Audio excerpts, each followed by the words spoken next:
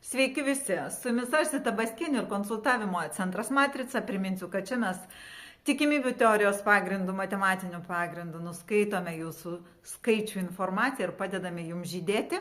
Bet šiandien apie tai, kaip kartais mes klystame arba paviršutiniškai galvojame. Dažnai mes einame klausytis gongų, dažnai mes klausome kažkokius audio įrašus tam tikrų hercų arba dažnio ypatumų ir manome, kad tai pakelia mūsų dažnį ir padeda mums pasveikti.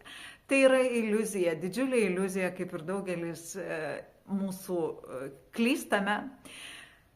Noriu pasakyti, kad jeigu tas aukščiausias visatos protas būtų norėjęs pakeisti mūsų dažnį tokiu būdu, jis būtų nupirkęs mums fortepijoną arba tiesiog sukūręs fortepijoną ir mes galėtumėm juo grojant kelti savo dažnį. Bet mes gavom ne fortepijoną, mes gavom gyvenimą veiksme. Todėl mūsų dažnį gali kelti tik mūsų pasirinkimai, kurių motyvas yra aukšta nata.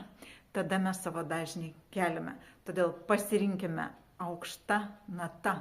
Tada mes eisime į viršų ir atitinksime dieviško prado užmanymą augti. Ačiū.